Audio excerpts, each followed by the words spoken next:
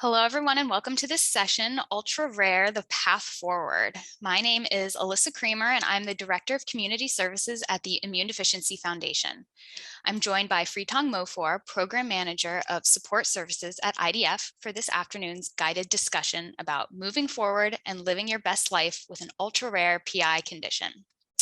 We have an esteemed panel of professionals here to help answer some questions about moving forward and living your best life and utilizing all the tools you've learned from this weekend's summit. With us are Dr. Eveline Wu, Chief of the Division of Pediatric Rheumatology and Co-Director of the Children's Immunology Program for the Division of Pediatric Allergy Immunology at the University of North Carolina's Children's Research Institute. Also here today is Mary Hintermeyer, a primary care pediatric nurse practitioner at Children's Wisconsin, specializing in allergy, immunology, and primary immunodeficiencies. Also here is Jodi Taub, a private practice psychotherapist in New York, whose specialty area is chronic illness. Jodi treats patients with primary immunodeficiencies and is a patient herself. Welcome to Dr. Wu, Mary, and Jodi, and thank you for joining us today. The focus of this year's Rare of the Rare Summit was to provide a spotlight on those in the PI world who are sometimes overlooked. And while PI is rare, there are some types that are considered ultra rare. And many of those diagnoses were given attention this weekend, including Wiskott-Aldrich syndrome, Good syndrome, severe combined immunodeficiency or SCID, and hyper IgE or Job syndrome, just to name a few. The past day and a half has provided information on targeted therapies, payer challenges, participating in clinical research trials, and exploring what it means to be a genetic carrier. You've also hopefully been able to connect with others who share the same ultra-rare diagnosis as you do. So where do we go from here with all this newfound knowledge and empowerment? Our panel hopes to be able to provide support and guidance as you continue on living with PI. So let's start. Dr. Wu, can you talk a bit about the concept of shared decision-making and how patients can work alongside their providers to discuss their care and treatment options? Yes. So first, Alyssa, I want to thank you for that kind introduction and, thank the Immune Deficiency Foundation for the opportunity to participate today. I was actually able to join some of yesterday's sessions and today's, and everything has just been very informative and such a huge success. So thank you. So to your question about shared decision-making, most simply, the way I think of it is where, healthcare providers don't have to be just physicians. They can be, other parts of care teams like Mary and Jodi. So shared decision-making is where healthcare providers and patients collaborate and make decisions jointly or together, right? And shared decision-making has really become an increasingly important concept in medical care. So when I looked at PubMed, which is like the Google search engine for articles published in medical journals, in 2010, there weren't even 350 articles published about shared decision-making. Just last year, there were over 2,500. So almost 8 times as many articles published about shared decision-making. I think just suggesting that we are trying to understand how we can adopt shared decision-making more into patient care. And so when we think about that relationship of providers and patients making decisions jointly, to me, it requires several elements. One is, we as providers have to, share the best available medical evidence to our patients or with our patients in an unbiased manner. The other is being able to clearly communicate that evidence and tailor it to each individual patient. And then 3 is, really trying to understand what each individual's patient's goals and concerns are. And, doing all of those elements will really make sure patients are feeling supported as they consider their options, and really make sure they're able to voice their preferences, and not only just a preference, but an informed preference, right? So they've been able to weigh all the evidence out there and make an informed decision. And our last comment that I think shared decision-making is particularly critical and important for rare and chronic conditions like primary immunodeficiency, because there's oftentimes not a standard standard of care, right? It's not like my blood pressure is elevated above this level, let me be on a blood pressure pill. It's just a lot more complex like that. So I think for primary immunodeficiencies in particular, the shared decision-making is really, really important. Thanks, Dr. Wu. So it just sounds like shared decision-making is just a good model for ensuring that everyone, both patients and providers, are on the same page, especially like you said, when it comes to these kind of rare, more challenging diagnoses. What are some ways that clinicians and patients or caregivers can make sure that they're understanding each other and the next steps in the care plan correctly? Yeah, so I think from a provider perspective, one is we need to be engaged, right? So we have to be, engaged in that moment and take our time. Okay, so shared decision making is not something that's going to happen in 30 seconds. Like it really should encompass the entirety of the visit. And I would argue that that's the same for patients and families too. Like if you don't feel like you have time to be informed about your options and what the risks and benefits for each of those are, then think about like scheduling a follow-up opportunity to discuss those, options with your provider. And then I think from a provider perspective, something that can be helpful to families is providing context. So, thinking about sharing another patient's or family's story that is similar to the patient that you're talking with. I think that can be really helpful. And then I think something for the patient and caregivers is, take the opportunity to ask lots of questions. Like for me, I really love it when my family's engaged, they ask questions, keep a notebook or a log of questions that, you can think about asking at a future visit or that you're thinking about at that visit. And you just need a way to organize your thoughts. And then repeat back important information, right? So just if it's something that you feel is important to you, or that you feel like you need to reinforce with a provider, repeat that information. You can always ask, another thing is you can always ask the provider for an after visit summary at the end of the visit, where it kind of summarizes, especially the key points that you discussed or covered during that visit. And then don't hesitate to ask the provider if there's more that you want to learn, like ask that provider if there are additional references you can look at even after the visit. And then the last element that's just really important to successful shared decision is open communication, right? Like feeling like you and the provider and patient, everybody can engage in an open manner. Right. Thank you, Dr. Wu. So yes, it definitely sounds like communication is certainly the key when it comes to making sure someone understands just all aspects of their health, their diagnosis, and their treatment. And I appreciate you saying ask questions. Like it's always important to ask questions. If you're thinking it, somebody has probably asked it before. So don't ever hesitate to ask your provider to clarify something, or if you're curious about something. I'm wondering if you could share some insight into how an individual might proceed if they feel like they aren't communicating effectively with their provider, or vice versa. So for an example, if an individual wants to explore other treatment options or receive a second opinion, how should they approach that conversation? Yeah. So I think if you feel like you aren't communicating clearly, the first thing I would recommend is maybe try to understand the context that you're within. So for example, like I mentioned earlier,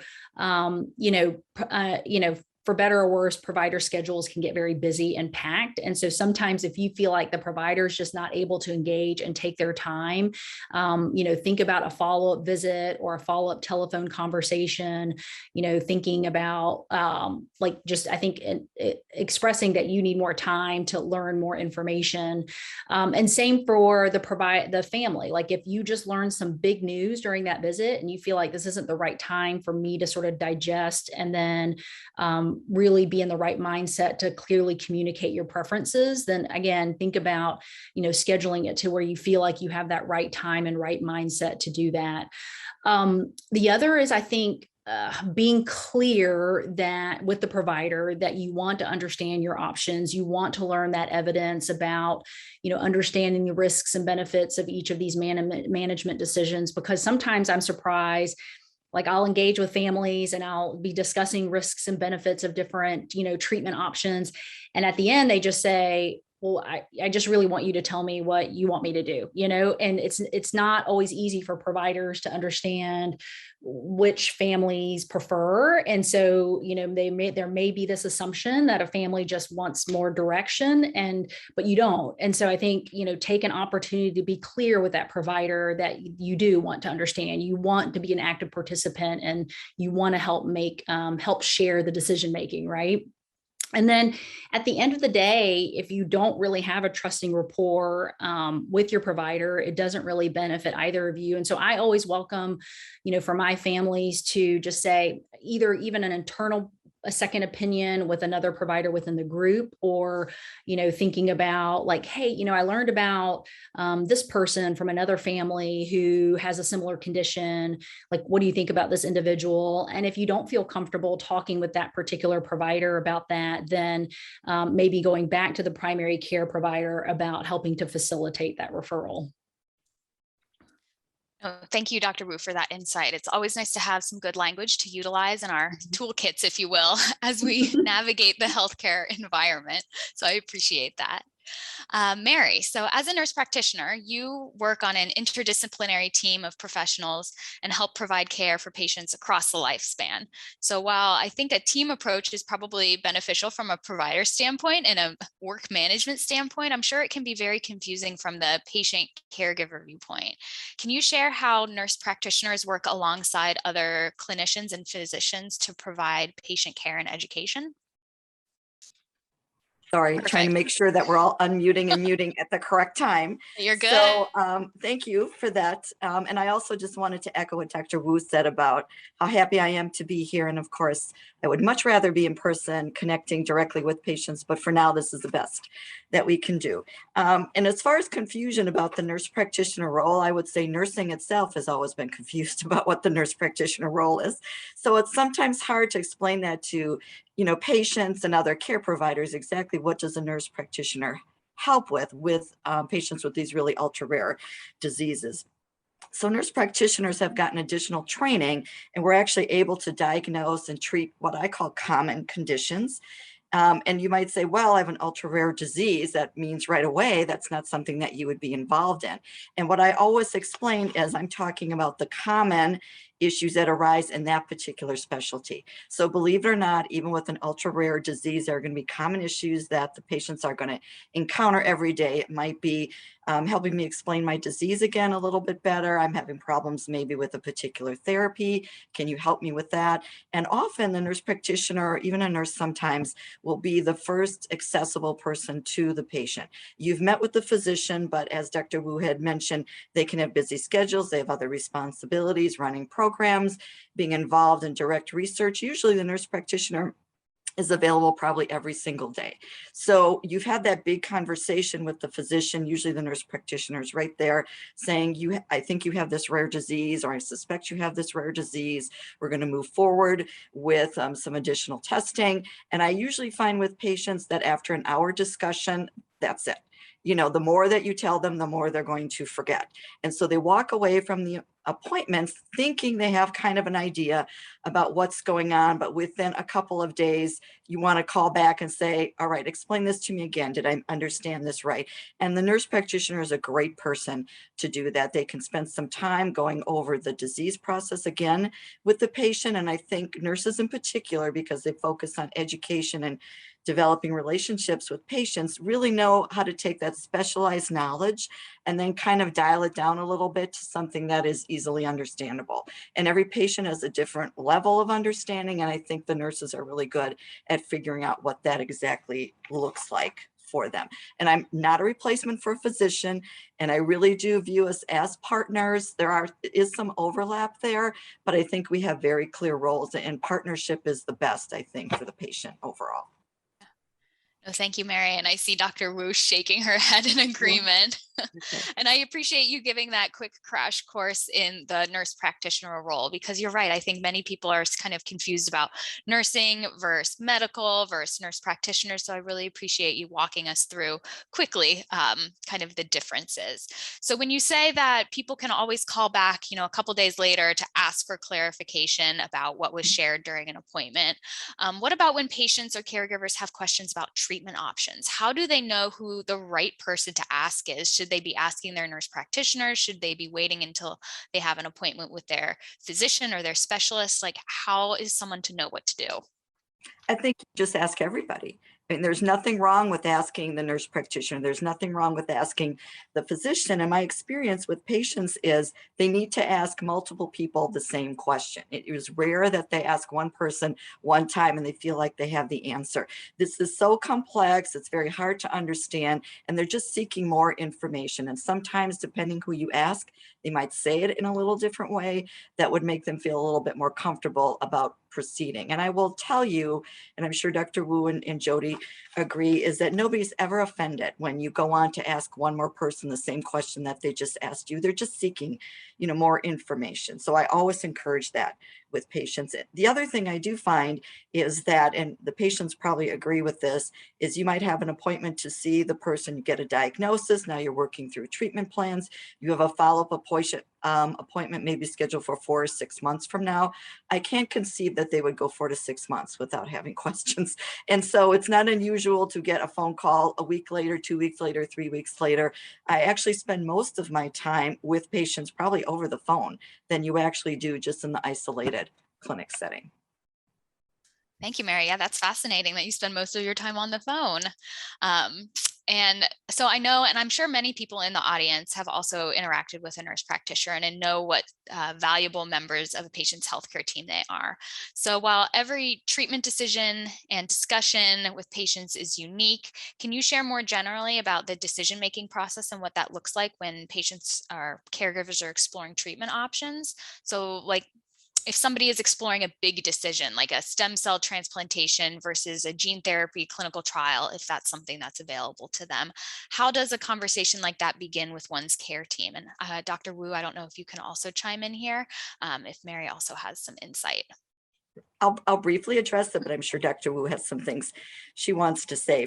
Usually, when you have a rare disease, the patient is not going to be the first one that it occurs to them, gee, maybe I need a clinical trial or I should have a transplant. This is something that the healthcare team usually will be the very first ones to bring up. And not every rare disease can be treated by a transplant, nor is there a clinical trial available for that particular disease process. Usually the healthcare provider knows who to seek out. They might not have the expertise, and with rare diseases, not every center can manage every rare disease there. They might have to seek help and send them elsewhere in the country. So it would be rare for that to occur to the patient and never occur to the healthcare provider. So I want to reassure them somewhat that the healthcare providers are always thinking of these things, always have them in the back of their mind. But if they feel like the question hasn't been answered, please bring it up. Sometimes you're more careful or more comfortable asking maybe the nurse practitioner, what about this? Is that something for me? Should we talk about it with the provider? And then I'll let Dr. Wu speak to that as well. Yeah, and I want to, emphasize something that Mary said about we understand patients want to, and caregivers and families want to talk with, multiple people. And it's something that I encourage because, again, you really want, these are rare diseases, very complex, not always straightforward answers. And so we really want families to be as informed as possible. So the more information they can gather so they feel confident in the care that they're giving, like all the better, right? Win-win for everybody. As far as thinking about big decisions, I think there are several different avenues. So one is ask your provider, right? What is the evidence out there for something like stem cell transplant versus gene therapy, risks and benefits? And if they don't, and if they know of any options that are available for like a gene therapy trial that again may not be available at their institution, but the clinical immunology network is pretty small, and I think we all are happy to talk with one another. And so I have certainly emailed people where something might be available at the NIH for a patient, for example. And then some families really like to try to find that information for themselves, right? So the NIH has a clinicaltrials.gov site, so you can see if there are either medication or gene therapy or other studies that are available for your family and condition. And then I think the last thing would be partnering with patient organizations like the IDF, right? So sometimes these patient organizations really know how to facilitate getting families the right information or to an available resource that maybe the provider couldn't. Thank you both. And I appreciate you highlighting the fact that the care team is always thinking about lots of different treatment options, and it's not always up to the patient or the caregiver to have to bring them up and share it themselves. So we talked about like a big decision, like choosing stem cell transplantation versus gene therapy. But what about those smaller treatment decisions that are choosing between switching to sub-Q or having home infusions instead of having to go into a clinic? How does a conversation like that begin? Is that something the providers are thinking about before it happens, or is that something that tends to be brought up by the patient or the caregiver first? I would say it happens both ways. Hopefully, that your provider is the first one to bring it up. If you have a new diagnosis and you're going to start a therapy like immune globulin replacement, I like to go over all of the various options and then talk about why one might be better for a patient given their situation, but always being open to what the patient actually wants to explore themselves. And at different points in their treatment, it might be this one worked well now and we're going to switch to something else later on. I really do encourage for things like this that patients explore IDF and the education that is there, because they go over all of this in detail. There's videos that you can watch that show how do these infusions take place. It just gives you a better starting point when you're having a discussion with the provider about therapies. I will say that it is not uncommon for some of the patients, and they probably will tell us that they experience this. If you maybe are seeking care from healthcare providers locally who maybe are not having as large a patient load with immune deficiency, and they have a busy clinic and they're seeing maybe more allergy patients than immune deficiency, they may not be as up on some of these newer therapies for things like immune globulin replacement. So I really encourage the patients then to ask, their providers about that. And if they're not getting a satisfactory answer, again, go through the IDF where you can get additional information and you can find resources that you can contact. Oh, thank you, Mary. So Jodi, switching gears a little bit. So these topics that we've been discussing with Mary and Dr. Wu can really be all consuming and overwhelming for people. So from receiving a diagnosis to navigating what can be a very confusing healthcare environment, and then choosing a treatment plan based on all of the options available to you. What are some of the effective ways that people can cope with this new life-altering diagnosis or treatment plan? So I want to highlight again what Dr. Rue and Mary have said, and thank you so much for having me here today. I think it's really important, no matter where you are in your journey, whether you've been newly diagnosed or you have a new healthcare condition that sort of impacts your health or a new treatment option, is that we all need to take that time to sort of sit with that information. And the first thing that I say is educate yourself. And just like Mary was saying, is that not all healthcare providers have all the information, especially dealing with rare disease. There's always something new, and we are a very small world. And so there may be other providers who know a little bit more. And the difference between having a rare disease and a known disease, is the onus is on you as the patient to be able to talk to other people about it. And this can be really, really challenging, especially when you're dealing with all of your own emotions about it. And when you're feeling vulnerable and you're not entirely sure how you might feel about it, when you're then engaging with someone else who may be asking questions which are not meant to be hurtful, but may come from a lack of information and not knowing, you want to be in a place that you feel like you can explain that to other people. So I think take some time to adjust first, adjust to the information, adjust to how you feel about something before you get to the next step. And the second part is to recalibrate your priorities. When you're managing a rare disease, oh my gosh, it's a full-time job. And I don't have to tell anybody on this call, it is nonstop. It could be all day that you are managing all of the different components of this. You're dealing with, relationships with your providers, you're dealing with healthcare, you're dealing with insurance companies, financial issues, modifications that you have to make in your life. It can be really time consuming.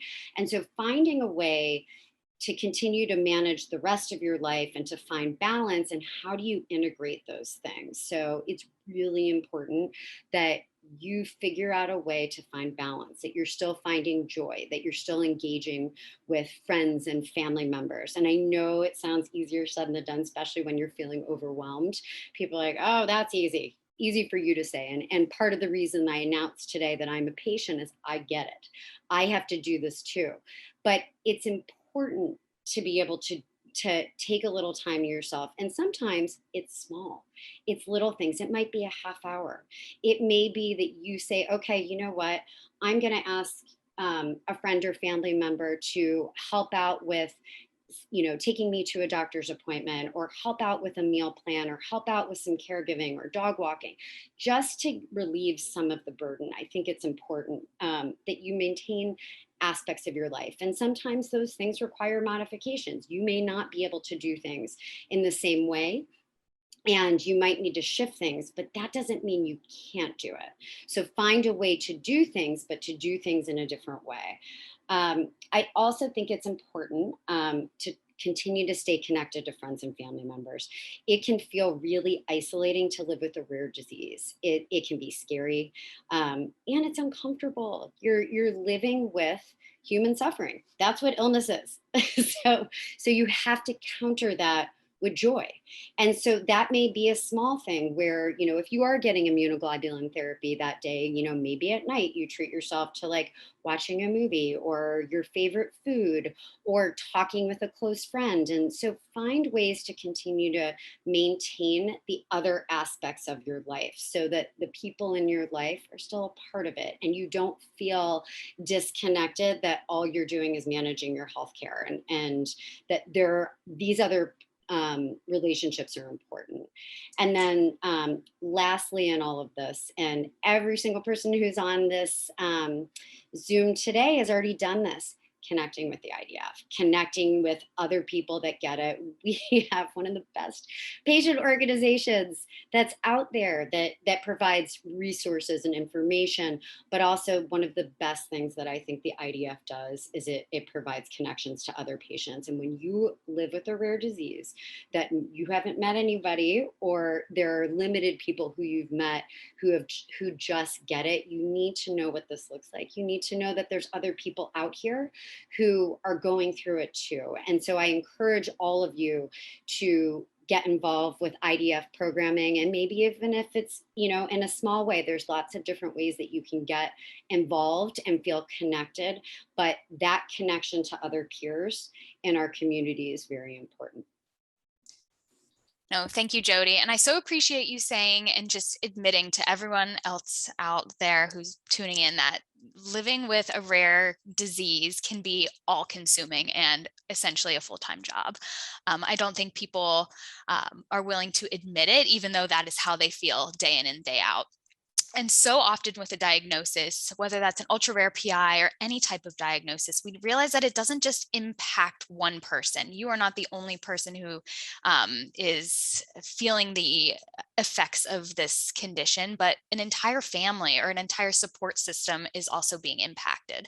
And we heard so much of this echoed in the real life stories that were shared during the What Does It Mean to Be a Carrier panel that was hosted earlier today. So Jodi, how can somebody effectively communicate with others about their PI journey, particularly when certain PI conditions aren't something you can see, and your family or your friends or other people that you interact with day in and day out seem really skeptical about what you are experiencing and going through? I think I'm going to answer this question in two parts, because I think there's two parts that you're asking. One is how does it affect friends and family members? And then the second part is, how do you address the unknown with other individuals when people don't know what this looks like, and or maybe skeptical about it? I'll talk a little bit about who this affects. So it affects everybody. It affects everybody. My goodness, during coronavirus right now, it's really hitting hard in our community. And I want to say this to everybody who's out there right now, because all of us have to handle things in a different way, and our family members have to recalibrate. There are many people out there. It's not just us, who've had to take precautions, but it's our friends and our family members, our coworkers.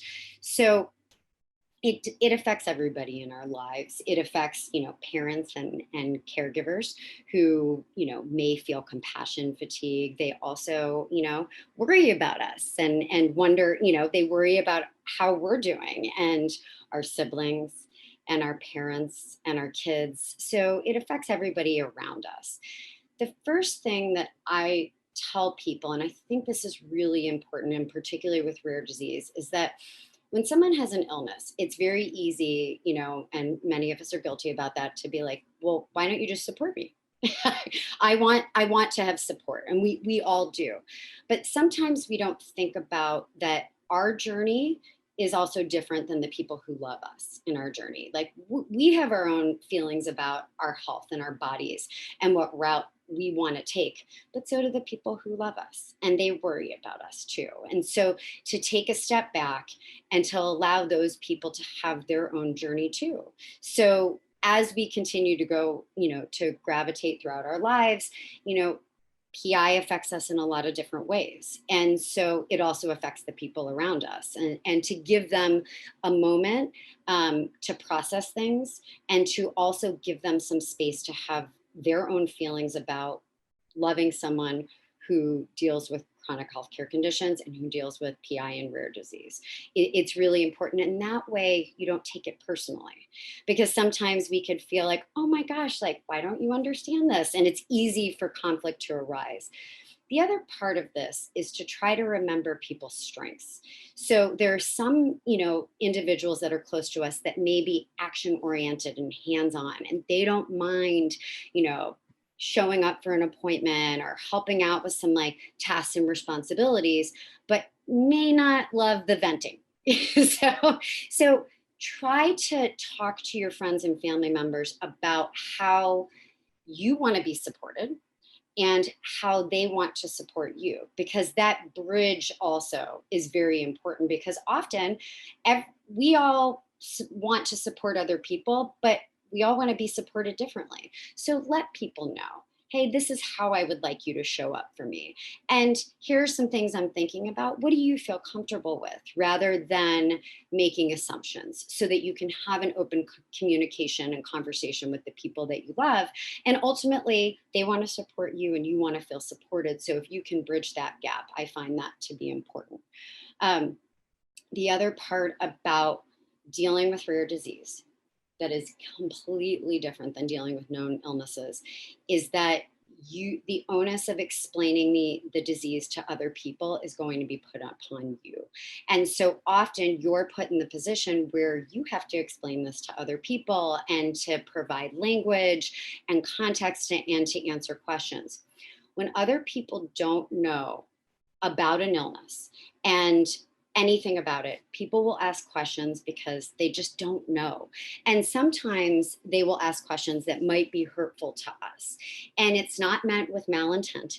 It just comes out of, curiosity. And so I always tell people to take a step back and educate other people. Use that as a moment. Now, sometimes it may be a small thing where you can say something very small, like, often I would say, hey, in a language that feels comfortable to you. If prior to the coronavirus pandemic, if I told somebody I had an immunodeficiency and I had an antibody deficiency, they would look at me with cross eyes.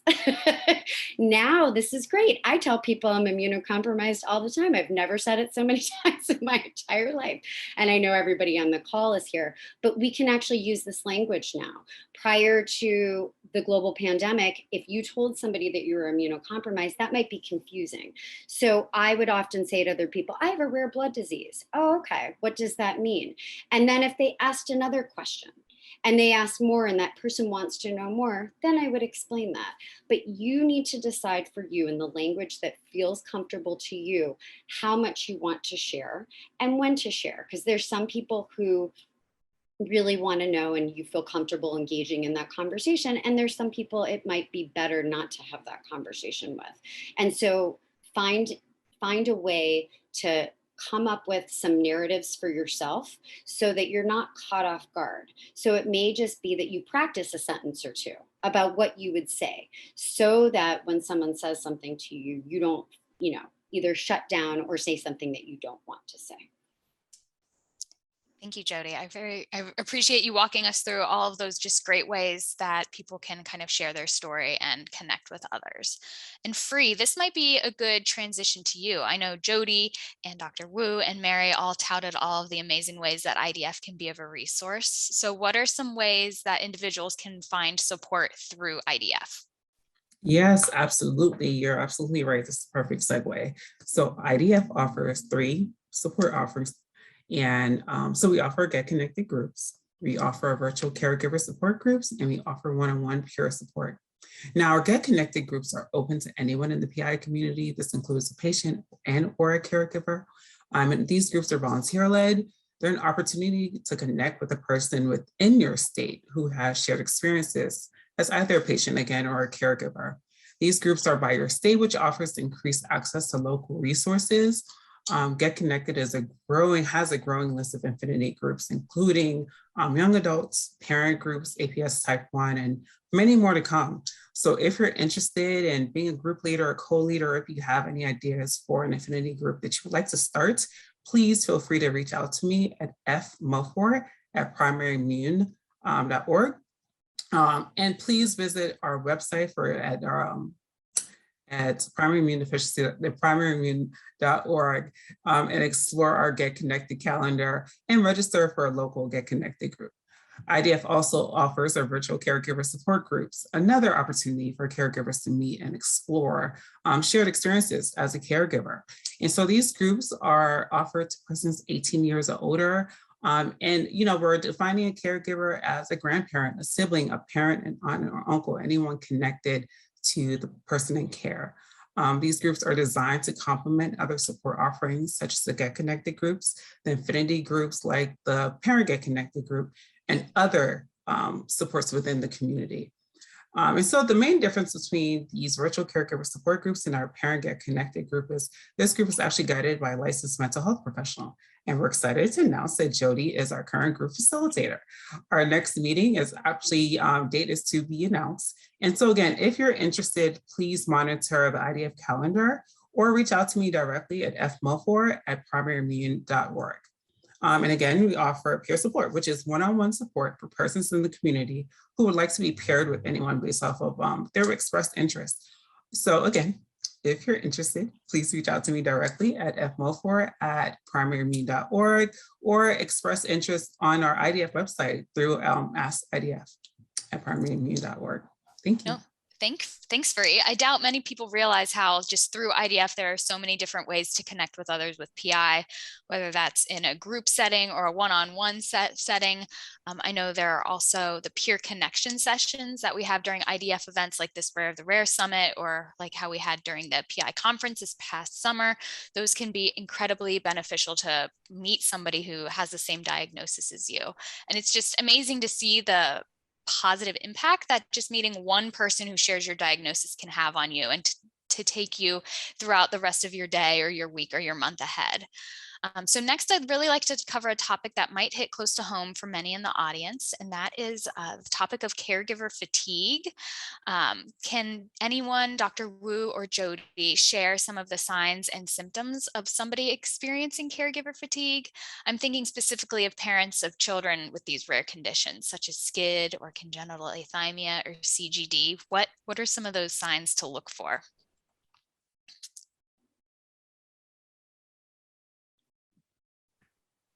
Jodi, why don't you go first? We're both kind of waiting, doing I it. know, we're like, So the first thing that I want to say is that it's very normal to have caregiver fatigue and that it's okay. There's nothing wrong with having caregiver fatigue. We all have fatigue in various different forms in our life. It could be work burnout. It could be, we could feel overwhelmed in all aspects of our lives. So caring for a child who has a rare disease, can feel overwhelming, and that's okay. So first and foremost, validate that for yourself, that it's okay to feel this way, because often what caregivers will do is they will feel shame and guilt around that. Well, I shouldn't be feeling this way. Like, I love my child. It doesn't mean you don't love your child. It just means it's not fun to manage chronic healthcare conditions. Nobody likes doing this. We would all like to be spending our time doing different things. So to try to allow yourself and say, you know what, this has been a lot. I don't need to cover those feelings. Some signs and symptoms of caregiver fatigue may be that there may be issues if you are with a partner and you have a significant other. You might start to feel there might be some intimacy issues. You could also feel some resentment from your partner, that maybe you feel like you're picking up some of the slack and they may not be, and there might be an imbalance in the caregiving. Feeling of tiredness, a lack of effort to want to do other things, feeling frustrated, maybe feeling irritable, and that you just don't have the capacity to take on anymore. So those are some symptoms that you may be feeling just really just burned out from all of it. And that's okay to feel that way. Dr. Rue, maybe you can add to that as well. No, I mean, I would agree, as I think everybody, has voiced this whole session, is that this can be an all-consuming process, right? And so at some point it is natural for it to kind of wear on you a bit. And so Jodi, I love the way that you said, just like validate it, that it's okay that you feel this way. And so a lot of the symptoms that, Jodi mentioned, plus I would say, just feeling withdrawn at times, like not wanting to participate in activities that you normally do, feeling hopeless, like not being interested in things. It can be sort of a spectrum of symptoms. So I think just recognizing that something feels different for you and trying to understand what that is. And then, finding out, what you can do to get the support and resources you feel like you need. Oh, thank you both for sharing that insight. Jodi, so I'm curious about how caregiver fatigue can bleed into other areas of life. So like, how can a caregiver explain to their school, if applicable, or their employer about their at-home stressors? Is there a medical note or specific accommodations that can be enacted? And I don't know if Mary or Dr. Wu have anything kind of from this medical side of things for navigating kind of these stressors. So this is actually, IDF has done a fabulous job in terms of providing their support online that actually goes through the process in terms of school and the different options in terms of individual education plans and 504 plans, and really has a nice written out guideline for how to address your child's experience in school. And I encourage everybody on this call to take a look at that and look at those resources. In terms of employment and that, for yourself as a caregiver, I think that try to engage the circumstance. So it may be you don't want to jump the gun on certain things and have an expectation that your employer is going to feel like you can't, hold your job or do things the way that things need to be done. However, at the same point too, if you're not communicating that and there's missed days, then, there might be a little bit of confusion. My goodness, has the world changed in the last year and a half? And really, having options now to be able to work online is such a great accommodation. So I really encourage now to have those conversations. That may have been more of an issue in the past, and it may be an issue depending on what your job is. You may be a healthcare provider. You may be somebody that has a job where you have to be, may not have flexibility to work from home. But if there's an option, I encourage you to talk with providers and, employers, and offer modifications to say, you know what, I might need to pick up my kid, or I might get a call unexpectedly, but I'm happy to work from home that evening. And if I'm taking my kid to a doctor's appointment, I might just be sitting on the laptop and I'm completely available, and they may be more open to that. So having these conversations, one is to let them know about it, but two, to provide modifications so they understand that there's still a level of availability. I jump in, just tagging on to what Jodi just said, is for a lot of patients and their parents, I advise them to initiate an FMLA right away in the beginning of each year, with the employers, and a lot of the patients' families will get periodic FMLA. So it's kind of there that you can pull that whenever you need that to get an extra day off, and you don't have to at the time. Ask them about it. And if you don't use all of the days, it's perfectly fine. Nobody's going to say, hey, you missed a day of FMLA, please take one. So it helps to have that prepared so that you don't have to scramble at the last minute to do that. And the other thing I would tag on to that is that, families are already stressed with this diagnosis and all the extra care that they need to provide. And sometimes they get challenges from their family members who will say, why are you doing that type of therapy? Why aren't they getting better? They must not be doing it right. Explain to me what happened in that appointment. And the family is too fatigued to have to deal with all the stresses and then try to justify to other family members why they're doing what they're doing. And I would just encourage you to talk to your healthcare providers. We are more than happy to have conversations with family members. And I encourage the families, if you have somebody that's questioning things or giving you a difficult time about that, please bring them to the appointment so they can hear what's going on, and we can explain to them what is the underlying process and why the care is the way it is. Yeah, and I'll just add, Jodi talked about establishing that narrative about what you want to communicate, whether it be with the school, the employer, family members, and exactly what Mary said. At any point, invite us to be part of that narrative. Like, we're happy to, right? So the FMLA paperwork, like Mary said, for say parents who have a child or an individual who has an immune deficiency that needs to, inform the employers that there might be times I need to take time off. For children, sometimes accommodations can fall under the umbrella of a 504 plan for schools where, and it may not be something that, that modifications have to be taken into place right away. It's just even having the school being informed that a child has this condition and may need this from time to time.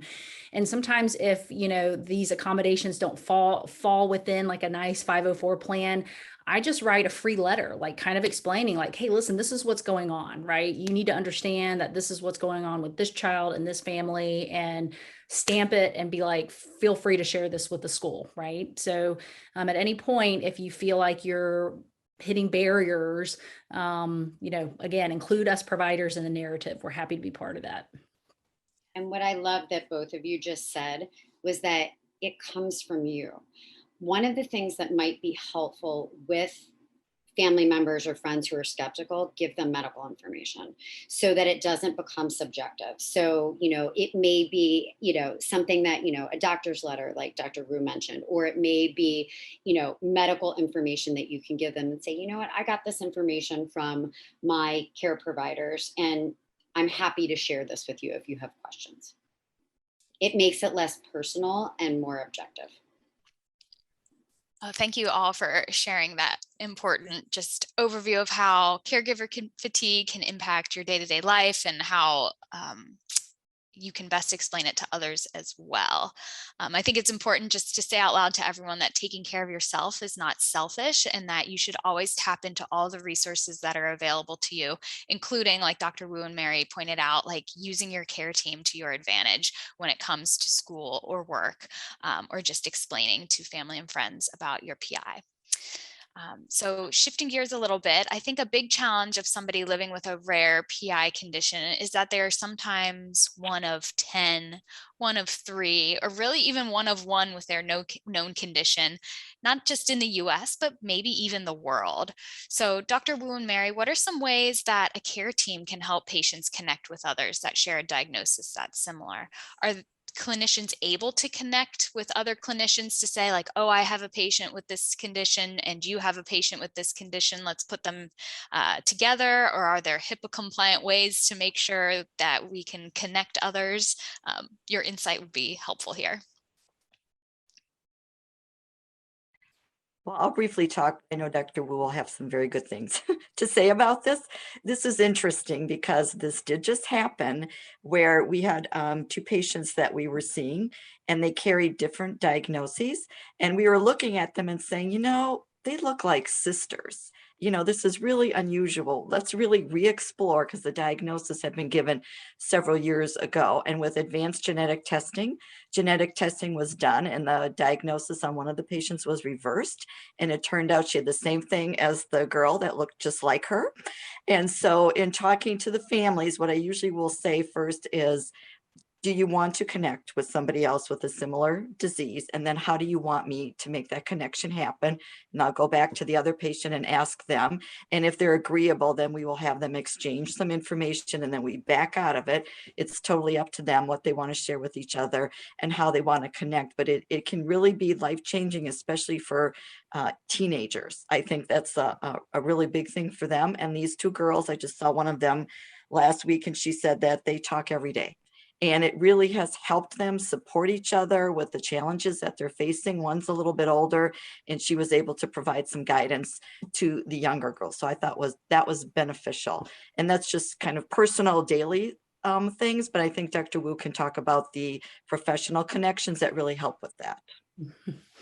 No, and I'll say I've had experiences just like Mary where, it's not uncommon. We have patients and families, and I'm sure that's part of the motivation for why we've had families connect with this summit this weekend, is that they're just trying to learn from others who are similarly affected, right? And so like Mary, sometimes I'll have within the own institution, try to make connections with families. Although I feel like with adolescents, it's not necessarily telephone numbers these days you're sharing. It's more like social media handles, but and then I think as we've all talked about in this session, is that the immunology community is quite small, and everybody is so collaborative and willing to help out. And so absolutely there are avenues to just send out, a signal that says, hey, does anybody have a family with this or this condition?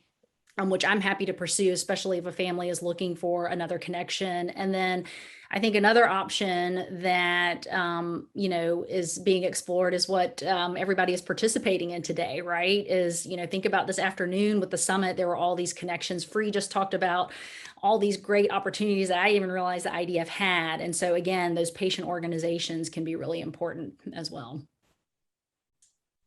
Thank you both. And it's great to hear just the ways that you are able to connect others within your practices to one another, and really just change the course of somebody's life to be able to connect with another person. That's really incredible.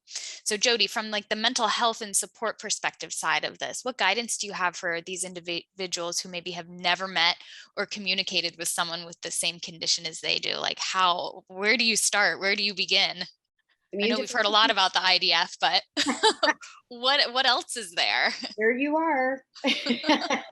So one of the things that I think is so wonderful, you guys are on here today, and the IDF makes that possible to be able to find people. And it may, people may be living all over the world. And what's been so wonderful of the programming of the last year and a half is our programming used to be all in person. And so people didn't have the opportunity to always be able to attend a conference, or they lived in a different part of the world. And now you have the opportunity to connect. So I really hope that, after listening to today's programming, that you do reach out to the IDF staff to connect with other individuals who have rare PIs.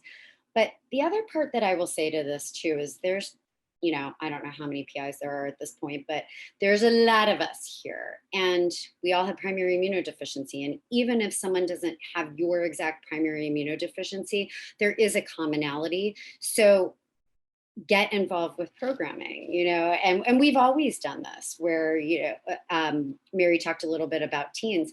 IDF has a fabulous teen program, and most of the teens who were involved, they have lots of different diagnoses of PIs. So even if you can't connect with someone who has your exact illness and your exact PI, it's still relatable to connect to other individuals who have PI. And I really encourage that.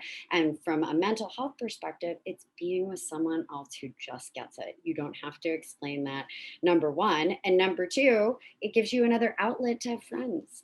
And so whether you're a teenager or you're an adult or you're a caregiver who finds peers within this network, that's a wonderful thing, and it's a gift. Thank you, Jodi. I appreciate that. And I love how you focused on just the fact that we are here today and we are virtual. And so many of these relationships are going to take place never in person, at least for some people. And we just using our resources to connect virtually, whether that's Facebook, social media, WhatsApp. I'm sure there are plenty others that I can't even rattle off right now, but there's definitely ways to connect with others. Free, on kind of the same thread about connecting with others, can you recommend any ways that someone can share their story if they're looking to kind of get their story out there or find others with their diagnoses, especially those that are really just one person with a chronic condition? Oh, absolutely. So another good way to share your story is through IDF, of course. We're always looking for ways to highlight people or families with different forms of PI through our Stories of Rose project. So if you're interested, please check out primary.org/share/yourstory.com. And I think I can put that in the chat for everybody who's tuning in. It should be just a hyperlink that they can click on, and it'll take them right to the website. But thanks, Free. I know our communications team always loves sharing the stories of others. So I very much appreciate you highlighting that. So back to Dr. Wu and Mary, we've talked really at length about the ways that patients and caregivers can find ways to connect with others, but I'm wondering that where do clinicians find guidance and support when treating those with ultra rare PI conditions? Like you said, sometimes a physician that might be the first of this case that they're seeing. So where do they find the support that they need to treat these individuals? Well, I think Dr. Wu and I would probably be saying the same things, which is, first of all, at IDF, they have that consulting immunologist, which is a great resource. And I know that local physicians will utilize that if they're aware of it. That's the issue, is usually we're the ones aware of it and maybe the local people are not so much, but you can find an immunologist in a certain area, and it's helpful if somebody's moving from place to place and you want to refer them to another physician. But I think the other thing is that in your community, you always get the local referrals anyway for questionable diagnoses, that you really develop strong partnerships with your local physicians, and that provides them with additional information on who to contact. And we're getting, referrals all the time from some of these people who know a person who knows a person. The other one is through these conferences that our physicians or practitioners will present at, and then you can talk about what specialty area you work in, and if there's a certain element of immune deficiency that you have an expertise in. A lot of referrals come after those types of conferences, both from professionals and then from families seeking out those as well. And I'll now transfer to Dr. Wu. Yeah, no, I agree. So there's the IDF's consulting immunologist program. There are other foundations, societies that have academic societies that have the ability to consult with, other immunologists about cases. And then, like I mentioned before, just email. Again, the immunology community is so small, and I've been surprised, providers up at the NIH, I might email and they'll answer back like same day. It's quite amazing. So everybody is very responsive, because at the end, we're here to make sure that we're providing the best care we can. to these people. So, yeah. Thank you both for that insight. It's always nice to hear kind of the other side of things and who is supporting the physicians as they help people kind of navigate their rare diagnosis space. I know we have just a few minutes left, so I just want to say thank you all for your insight and sharing with us today. And just thank you for joining us on this panel to talk about living your best life. We have just a few seconds left, so I don't know if Dr. Wu, Mary, or Jodi can each leave everyone in attendance with some just quick words of encouragement or support for moving forward from today and continuing on with PI. Dr. Wu, do you want to go first? Yeah, I'll start. So as a provider, I just want to remind everyone that patients have choices, right? And I really want patients to feel empowered to learn, know, and understand what their options are, and that they can be an active participant in their care. Mary. I just want to say that I think, not speaking for the other panel members, but I'm sure they feel the same way, is that most of us are an immune deficiency because we're passionate about this. It isn't just something we were taught in whatever school, we just happen to end up doing immune deficiency. We're as passionate about you being healthy and getting the best care possible as the patients are. So we want to be your partner. Don't be afraid to come and talk to us, even if you have questions, concerns, you're looking for other avenues. We're here to help you. Jodi, last but not least. I want to remind everybody out there of the good things that also can come out of this too, and the tenacity and the resilience. You didn't have a choice in the diagnosis, but you do have a choice in the way that you live, and the courage that everybody on this call takes, whether you're a patient or a caregiver, to, allow yourself to acknowledge that you're all wonderful.